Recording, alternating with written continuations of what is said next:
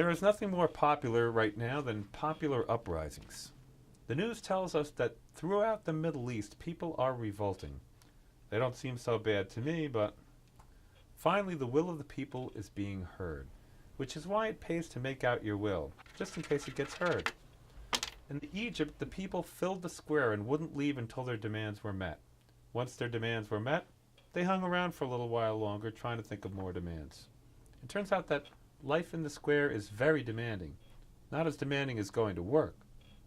I pictured thousands of people storming the plaza, walking like this, like in the Bangles Walk Like an Egyptian video. I know a guy from Egypt and he says, they really do walk like that. Not the Egyptians, the Bangles. But instead of rousing speeches and turning over police cars, the whole revolution is being done through Twitter. WTF, somebody threw a rock! And also on cell phones. Hi, I can't hear you. I'm in a popular uprising. A popular uprising, but I have some secrets. Yes, state secrets. Nobody knows it. Eons from now, there will be pictures in a cave of people in Egypt sitting around in the square checking their email. Following the uprising, after everyone had uprisen and they were smoking a cigarette, they looked around at each other and said, anybody know what to do? Let's see what's in the fridge. In Libya, they're trying to oust strongman Muammar Gaddafi, but they can never find the guy because sometimes he goes under Gaddafi with a G, or sometimes it's Gaddafi with a Q, sometimes with a K. You got to look him up in the phone book, but every year he's under a different letter. His first name is so close to Malamar that every time he's in the news, my mouth starts to water like Pavlov's dog.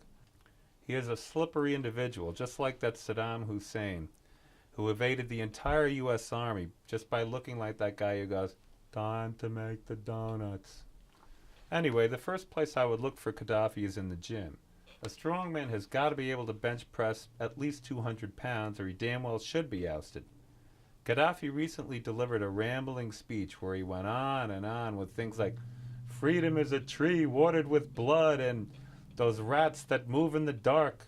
A lot of this stuff came from Roger Corman movies, only the acting wasn't as good. He says he will fight to the death. My grandfather said the same thing, and look what happened to him. Of course, he started saying that when he was 6. Charlie Sheen said a lot of the same kind of stuff in a tweet, and he was ousted too. He added some even weirder items about fire-breathing earthworms and some other news flashes that really should be analyzed at length for possible greatness.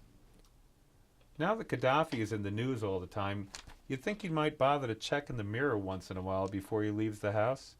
He usually looks as though he just smoked an ounce of crack and then dropped his comb down the toilet.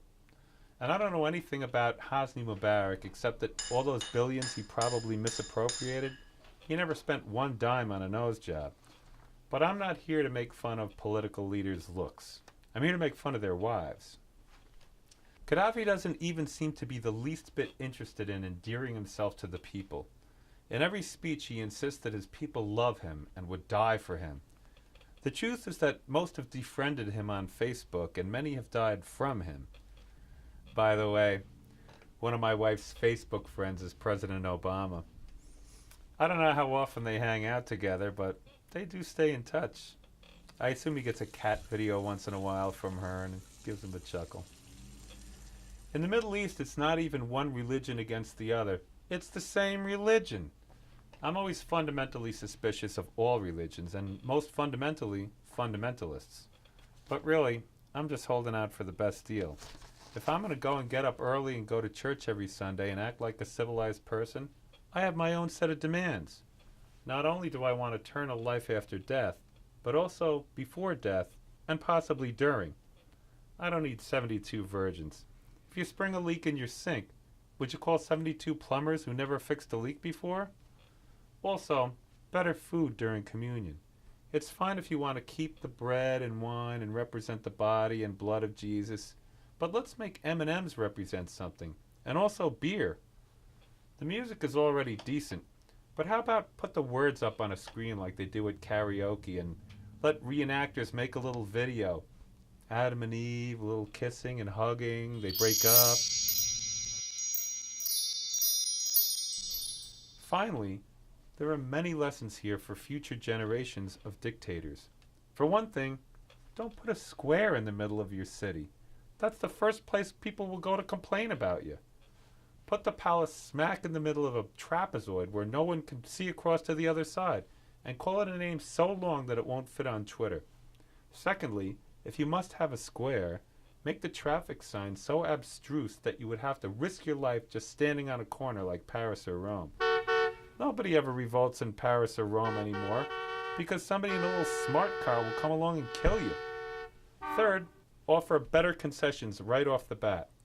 Tacos, Knicks tickets, making Dictators Day a national holiday. Quash the movement before it gains momentum. Meanwhile, the UN has installed a no-fly zone there, which should calm things down. I didn't know they could actually do this, and if the UN could expand it to our back deck, it would be great, because the mosquitoes are ridiculous right around dusk. I don't know how bad the raccoon problem is over there, but a no raccoon zone in Libya, and you'd never hear one more word about any uprisings. Incidentally, Libya was annexed by Rome in 74 BC, meaning they knocked down part of the living room to expand the kitchen. Even then, oil was a major export, only it was olive oil. During the 5th century, after the decline of the Roman Empire, the place was vandalized. The Vandals were an East Germanic tribe that invaded Rome, destroyed artworks, and probably sprayed graffiti all over the place for all I know. That's where the term Vandal comes from. After the Arabs took over and ruled for 900 years or so, the Ottomans moved in and finally everyone could relax and put their feet up. The Italians ruled the newly officially named Libya after World War I. When he was 27 years old, Gaddafi took over the country.